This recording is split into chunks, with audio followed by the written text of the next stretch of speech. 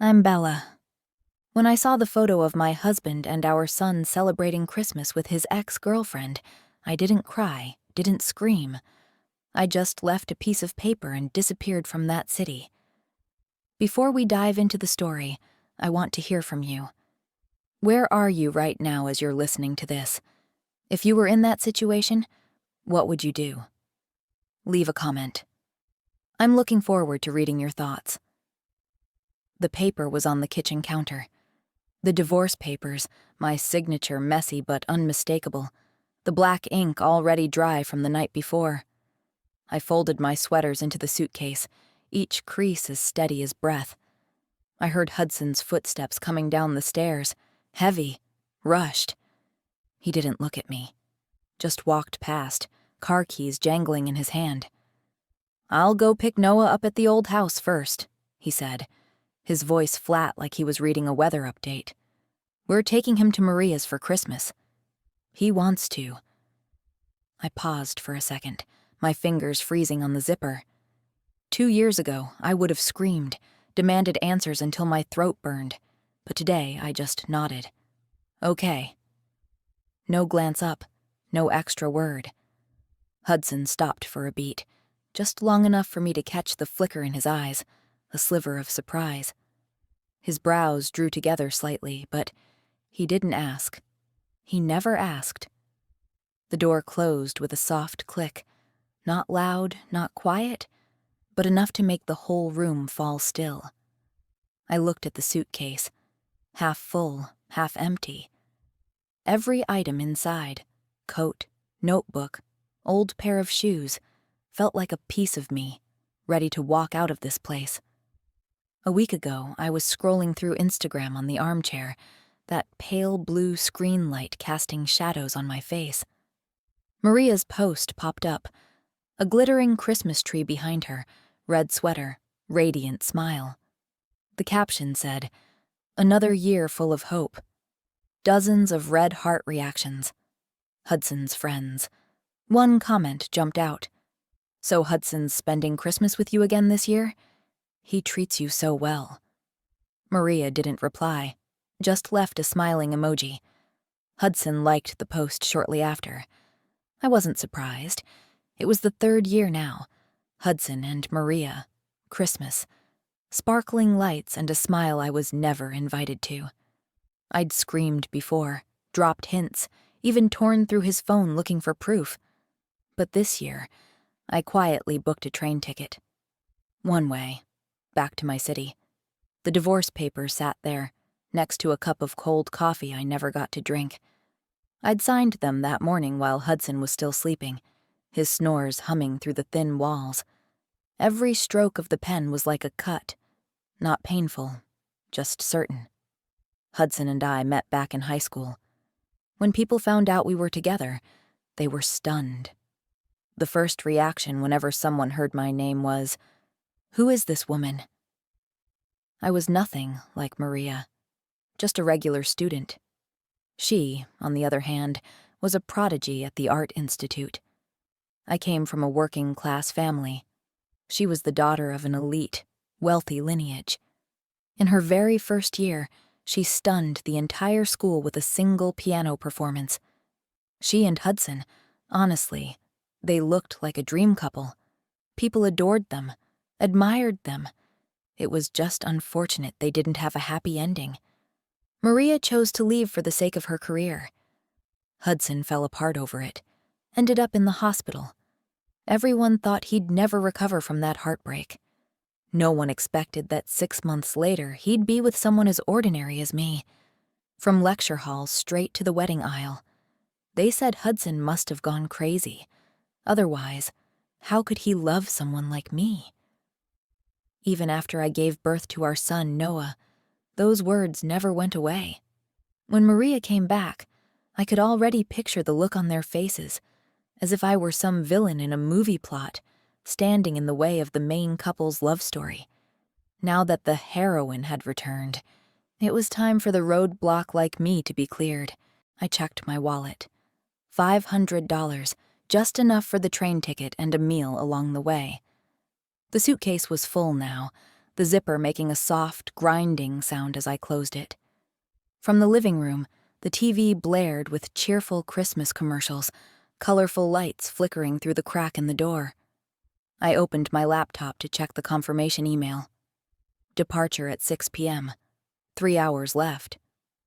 I stopped at the doorway, my hand tightening around the suitcase handle. This house, with the painting I did at 20, hung crooked on the wall, with the coffee stain on the carpet, with Hudson's laughter echoing through phone calls. It wasn't home anymore. It was a place of waiting, of arguing, of learning how to be silent. I walked out. The station was crowded, filled with the smell of bread and car exhaust. I sat on a metal bench, suitcase at my feet, the folded train ticket tucked into my coat pocket. A girl beside me fiddled with her phone, its glow casting a shimmer on her Christmas tree-shaped earrings. I unlocked my phone, scrolled through Instagram one last time. Maria had just posted a new story. Hudson and Noah, beaming beside a Christmas tree. The caption read, "My little family." I turned off the screen. It didn't hurt, just felt tired. I'd known for a long time, but today, I chose not to hold on anymore. The train arrived, its whistle slicing through the air. I pulled my suitcase on board, found a seat by the window. Outside, the city passed by, Christmas lights blinking like silent farewells. I opened my bag, pulled out a notebook. On the first page, I wrote, "Departure date, December 24th, and beneath it, a single line. I don't need them anymore." As the train rolled forward, I pictured Hudson opening the door, finding the paper on the table. He'd read it, furrow his brows. I thought of Maria, her smile, the way she called Noah, her little family. I wasn't jealous. I wasn't angry. I was just done. My phone buzzed. A message from Mom. "Where are you now? The house is open for you." I smiled, for the first time all day. My city, with its little river and green trees, was waiting. I typed back, "On the train. I'll be home in the morning." I leaned my head against the window, the glass icy against my forehead. The suitcase sat quietly by my feet, heavy, but not weighing me down. The divorce papers were proof I had chosen myself. Not Hudson, not Maria, not all the years I'd bent to fit in. I closed my eyes, letting the train's rumble drown everything else. Fireworks cracked outside the window, red and gold light splashing across the glass. In the cabin, a few people moved quietly, footsteps brushing the floor. A girl across from me whispered into her phone, "Merry Christmas," her voice small, like she didn't want to break the air. My phone vibrated under the pillow, screen lighting up. Hudson. I hesitated, my finger grazing the screen. Hudson calling now? In past years, this was the time he'd be laughing beside Maria's tree, Noah running around, fireworks booming. I, the wife with no voice, was never part of that picture. But now he was calling. Could something have happened to Noah? I swiped to answer, breath catching. On the other end, only the sound of breathing. Slow, heavy. I thought the signal was bad, about to speak, when Hudson's voice came through, low and deliberate, like he was weighing every word. "Are you asleep?" I frowned, gripping the phone tighter. Hudson being vague? The man who used to cut off every question with a sharp, "I'm busy?" was now asking if I was asleep? Something was off. What's wrong? I lowered my voice, glancing around the train. An old man in the corner seat was nodding off, earbuds slipping from his shoulder. Silence. So long I could hear distant fireworks through his phone. Then Hudson spoke again, voice even lower. "It's midnight. Why didn't you call me?" I froze. Didn't call? I remembered that first Christmas he skipped home, saying he was busy. Then I found out he was with Maria. the fights, the Cold War. In later years, he didn't even bother hiding it. And Noah once frowned when my call interrupted their Christmas, saying I ruined the mood. And now he asked why I didn't call? A second of confusion, then I understood. Instagram. Maria's post, her glowing smile with Hudson and Noah, surely already seen by his friends. Every year I called, I pushed, I interrupted their joy. This year I stayed silent. And Hudson noticed. Didn't want to ruin the happiness of your trio, so I didn't call, I said, voice flat, like reading a receipt. Just the truth. Nothing more, nothing less. He went quiet, longer this time. The fireworks still burst, but I no longer cared what he might be thinking. Loving Hudson used to be part of my bones. Now it was just an old scar. Anything else? I asked, my thumb, hovering over the hang-up button. If not, I'm ending this. Wait, Hudson blurted out, fast, like he was afraid I'd cut him off. Noah wants to wish you a happy new year. Noah. My son. The boy who used to hug me every morning, who now only remembered his mother after Christmas ended, after the gifts were unwrapped. Merry Christmas, he'd say, distracted, then run off to play. And yet this year, exactly at midnight, Noah wanted to call? I waited, but inside, I felt still, like a lake untouched by wind. I should have felt joy, should have been moved, but I only felt hollow. Thank you, I said when Noah's voice came through, small and unsure. Merry Christmas to you, too. My reply was dry, like reading from an old script. The signal crackled, Hudson's voice fading into static. I was about to hang up when he suddenly called out, urgent and loud, "Bella, wait!" After Christmas at the old house, Noah and I could take you to the amusement park. How about that? The amusement park. I froze, memories flooding back like a broken reel of film. I used to bring that up, not because I wanted to go, but to draw Noah closer, to carve out a day just for mother and son. But Hudson was always busy. Noah always said it was too childish. The plan got shelved, year after year, until I saw Maria's post, her, Hudson, and Noah, beaming beneath the Ferris wheel. They had gone. Without me. No need, I said, my voice as light as air. What did you say? Hudson asked, his voice breaking up as the train entered a tunnel, the signal faltering. I was about to repeat myself, but a soft female voice interrupted, coming closer. Hudson, come on. Noah wants us to light the fireworks. Maria. Her voice was like a thin blade, sharp but painless because I was used to it. For the past 2 years, she had been the breath inside Hudson's house, the light in Noah's eyes.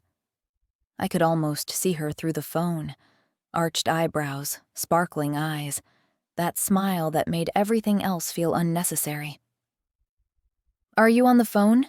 Maria continued, voice sweet as candy. Is it Bella? She's nagging you to come home again, isn't she? I clenched the phone, but not out of anger. Just tired. Well, it's getting late. Maybe you should head back, or she'll worry, Maria said, hesitating like she was performing. It's just, Noah said he wants to eat the steamed egg I made tomorrow. Her voice faded. Hudson muffled the receiver, but I no longer wanted to hear it. I hung up, my finger pressing the screen harder than needed. The train trembled slightly, fireworks dimming outside the window. By the time Hudson gets home tomorrow, he'll find me gone. He'll understand what I meant. Still, I felt a strange curiosity. When Hudson realizes I've left, how will he react? Dismiss me like always? Assume I'm being dramatic? Or will he brush it off, the way he's brushed past me all these years? I didn't know. And for the first time, I didn't need to. My phone buzzed. Another message from Mom. Are you almost here? I'll make your favorite braised green beans. I smiled, my fingers typing quickly. I'll be there in the morning. Thank you, Mom. I leaned my head against the window, the cold glass pressing into my forehead. Suitcase by my feet, notebook on my lap, train ticket in my coat pocket. Everything in place, just like I'd planned. The train rolled past open fields, the city lights fading behind, only stars twinkling now. Tomorrow, I'll begin again. Not with Hudson, not with Maria, not with the old promises. And for the first time, I felt at peace. 4 days after Christmas, my phone lit up in the dark. 21 missed calls from Hudson, spanning from the night before to dawn. The red number blinking on the screen felt like a warning. I sat up in bed, the blanket slipping off my shoulders, and scrolled through the call log. Desperate, repeated, like he'd just lost something important. I called back, my breath slowing.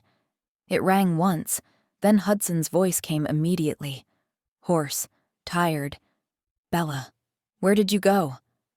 There was something hesitant in his tone, like he was afraid of the answer. Or maybe I imagined it.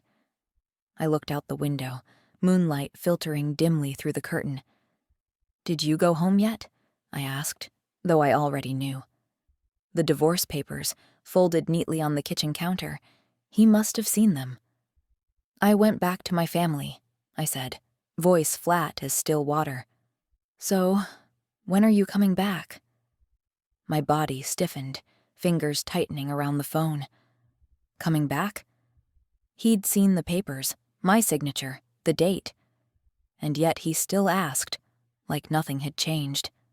I'm not coming back, I said, every word sharp like a thin blade. Hudson, I'm not coming back. Sign the divorce papers. Divorce? Hudson snapped, suddenly frantic, like I had just torn up something he'd never truly valued. Bella, weren't we fine just now? Fine. I heard myself exhale, bitterly, like a stone rolling down my chest. In his eyes, the years I waited, the Christmas nights I spent alone, the times he liked Maria's posts. Was that his idea of fine? Is this because I brought Noah to Maria's for Christmas? He asked, his voice lowering, as if he'd finally found a reason. Why? I smiled, but not from joy. Hudson, I used to not ask you so many whys.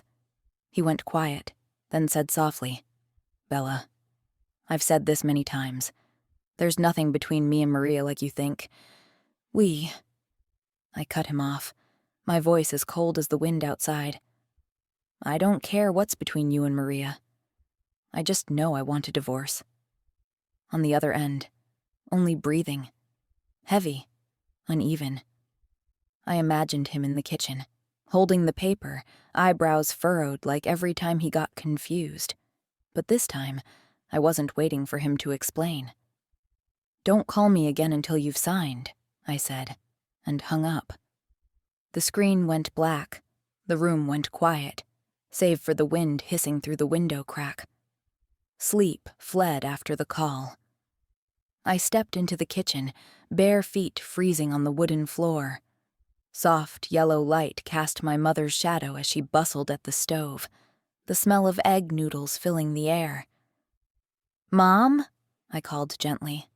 It's late. Why aren't you sleeping? She turned, her warm smile glowing like the lamp. I'm making you a little something. She set a steaming bowl of noodles in front of me, the rising steam fogging the air. Taste it. See if it still reminds you of before. I looked at her, hair messy, a few gray strands catching the light. A bitter knot rose in my throat. When I married Hudson, she'd warned me the gap in wealth would bring pain. I didn't listen. In those early years, I learned to make this dish just like her, carefully, but Hudson never once tried it. The noodles sat cold on the table, like the love I tried to keep warm. I lowered my head, took a spoonful, letting the heat hide the shimmer in my eyes. It's delicious, Mom, I whispered. From now on, I'd cook for myself, no longer waiting for anyone's approval.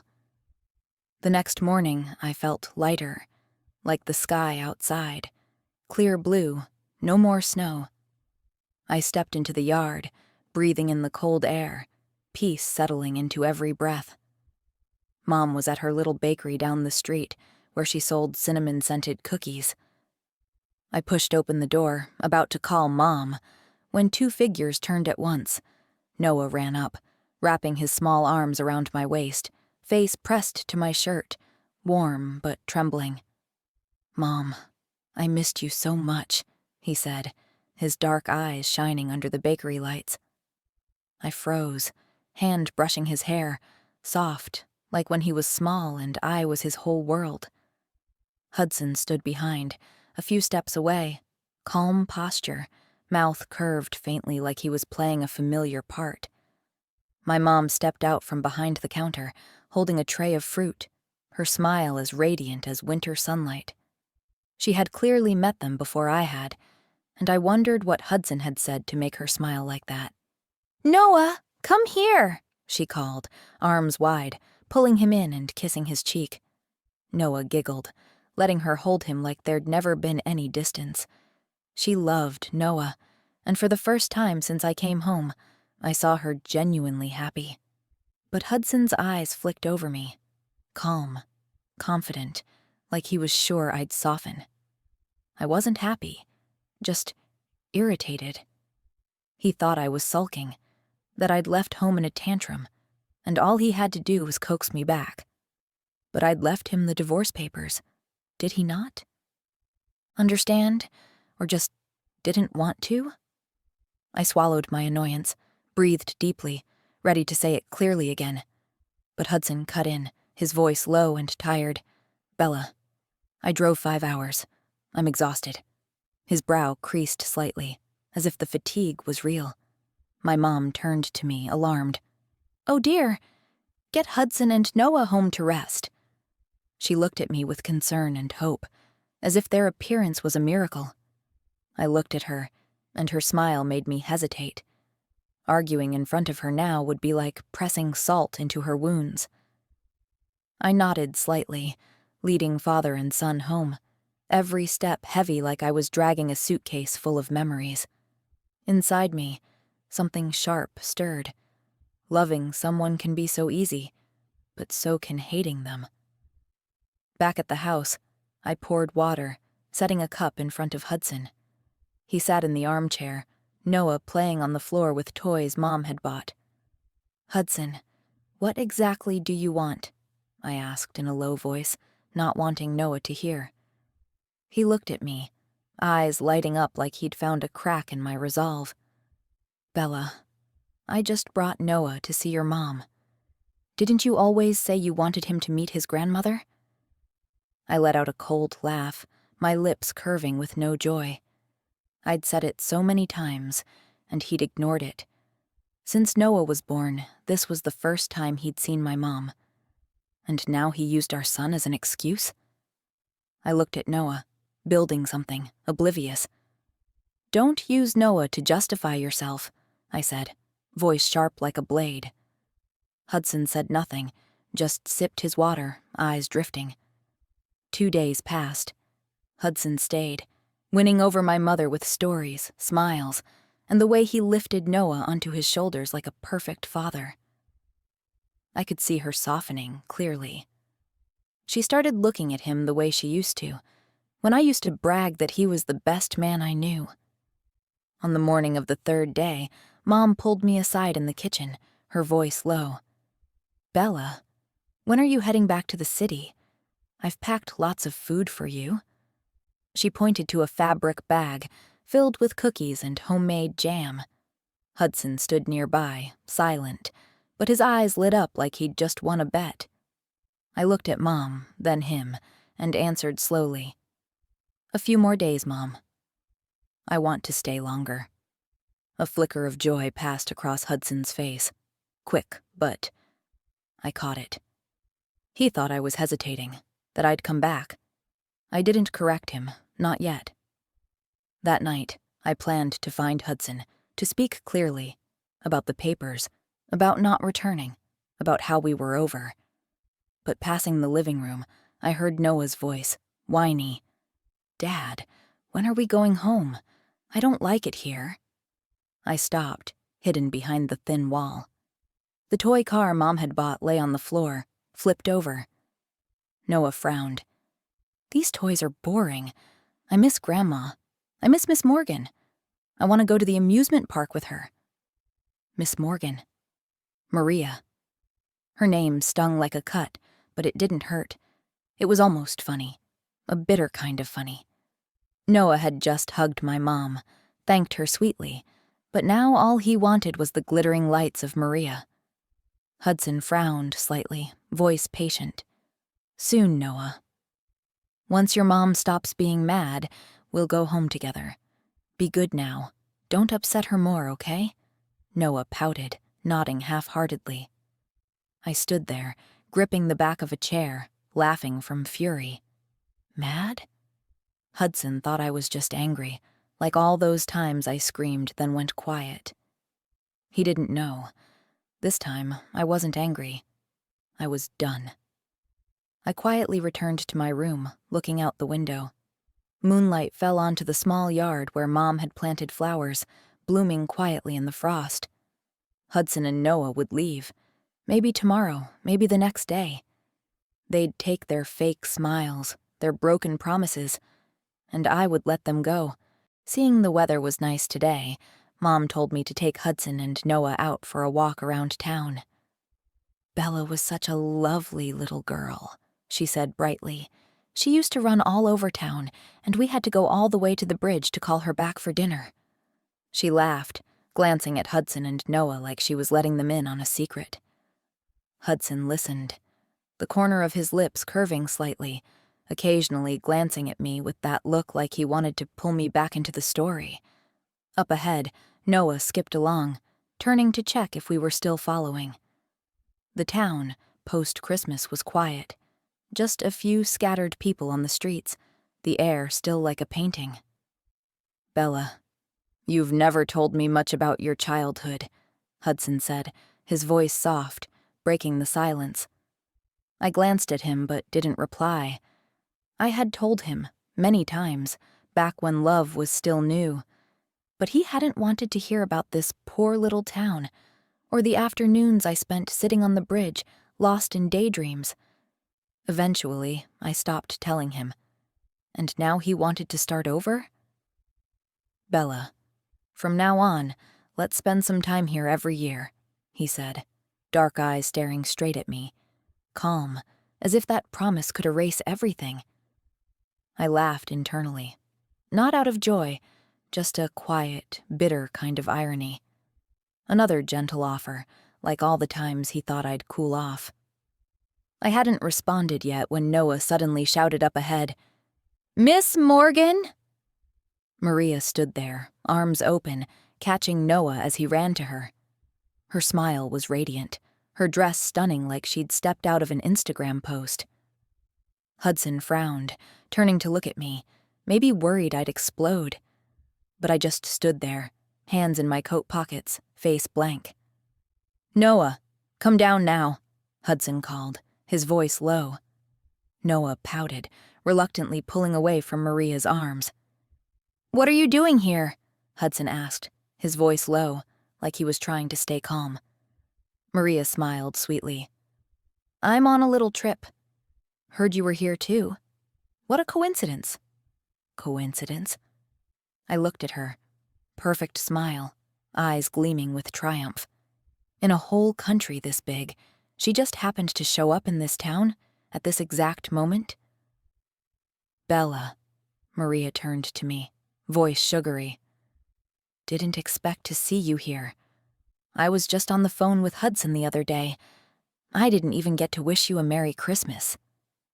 She brought up the Christmas Eve call, deliberately poking at a wound. "I heard you misunderstood because of me and left for this poor little town? If that's true, I really feel bad. Hudson and Noah are just good friends to me.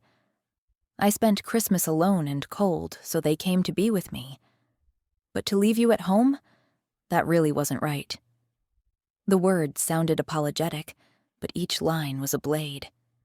Noah held her hand, looking up at me. "Miss Morgan's right, Mom. You're not mad anymore, right?"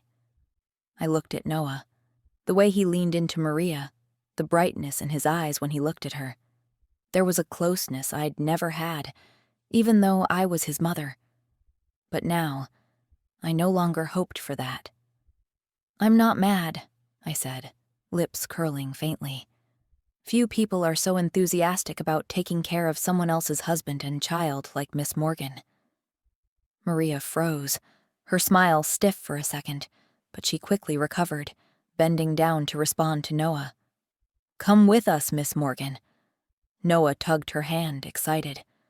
"Mom knows every place around here. She could be our tour guide."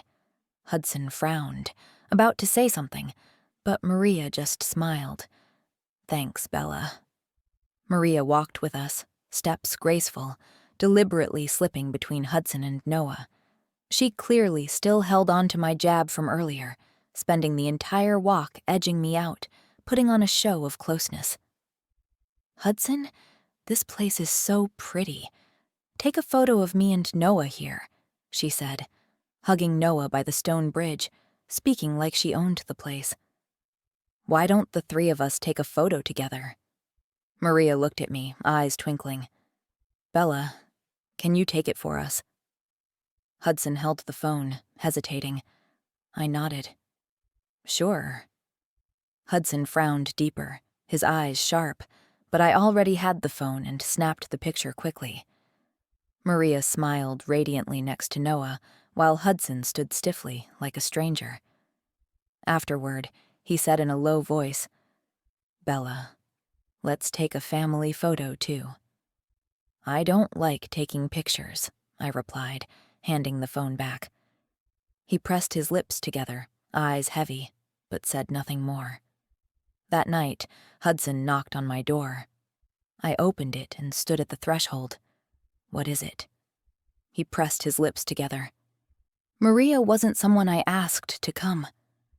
A rare moment of explanation, his voice quiet, almost pleading. I looked at him, his eyes glinting, full of uncertainty. "I know," I said, lips curling coldly. "Because I'm the one who invited her." Hudson looked up, stunned. I looked straight at him, seeing my own reflection in his eyes, cold, resolute. "Hudson, do you want to know how I lived all those years while you took Noah and Maria around together?" His face turned pale. He remembered earlier that day, Maria, Noah, and him, acting like a family, while I stood outside the frame, holding the camera. He remembered the Christmas posts, Maria's smile, the times he left me behind. "I didn't," he started, but his voice faded. I cut in, calmly. "I'm not angry. Noah is close with Maria. If she becomes his stepmother, I'd be fine with that. When that time comes—" "Bella," Hudson interrupted, his dark eyes burning, wet with fury. "I never once thought about divorce." "Then what do you want?" I asked sharply.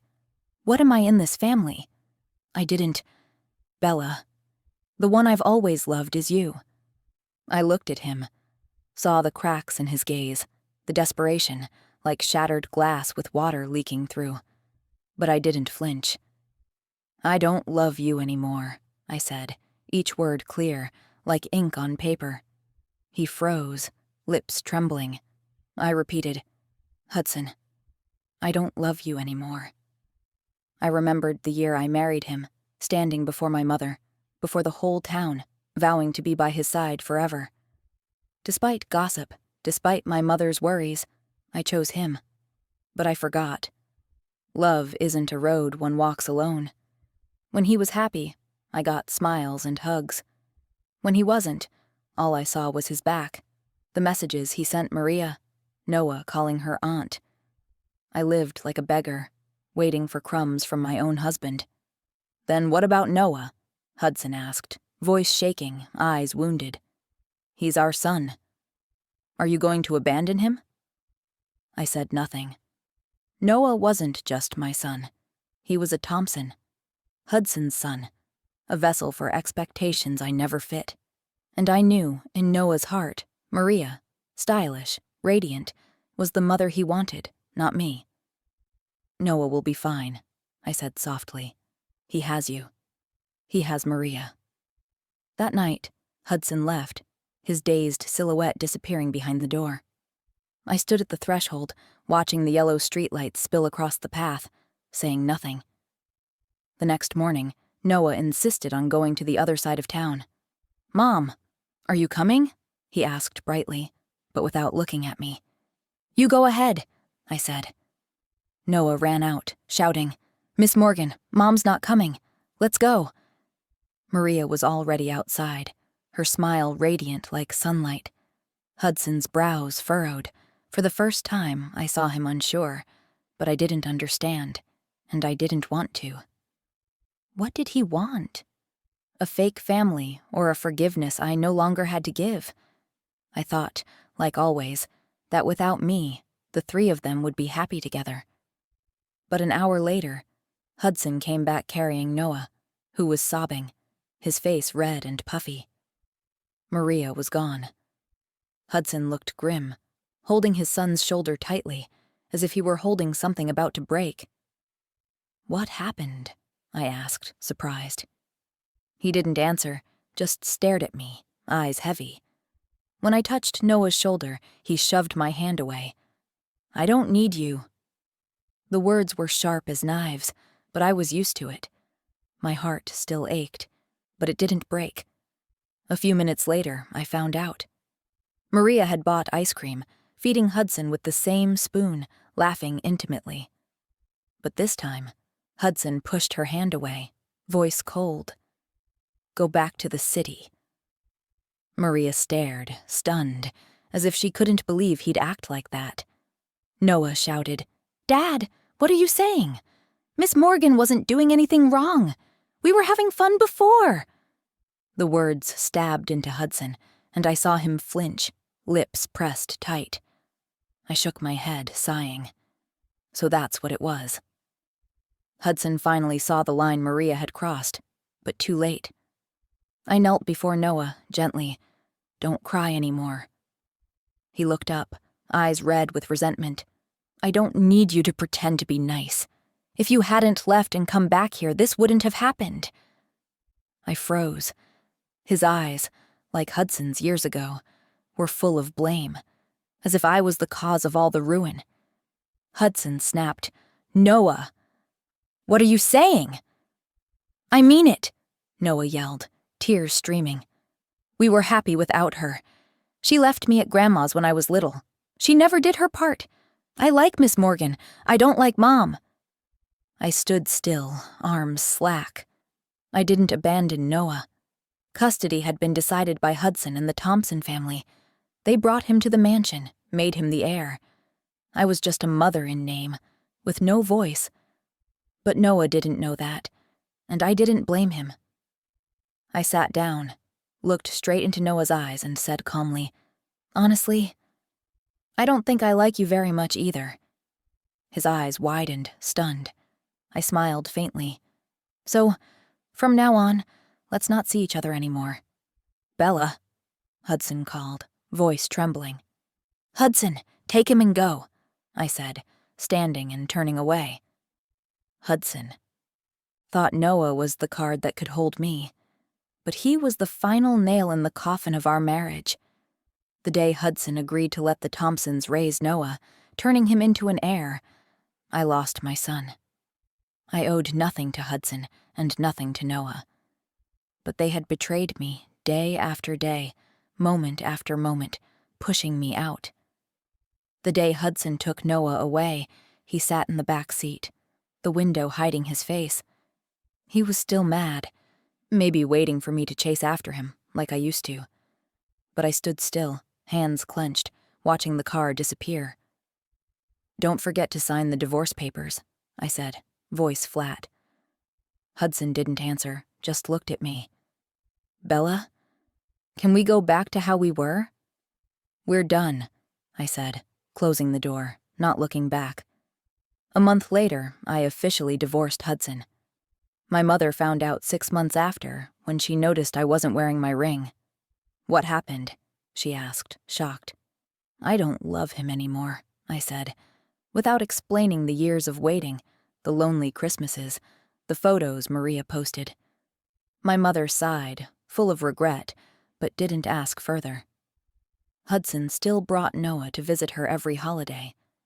I always found excuses to avoid them.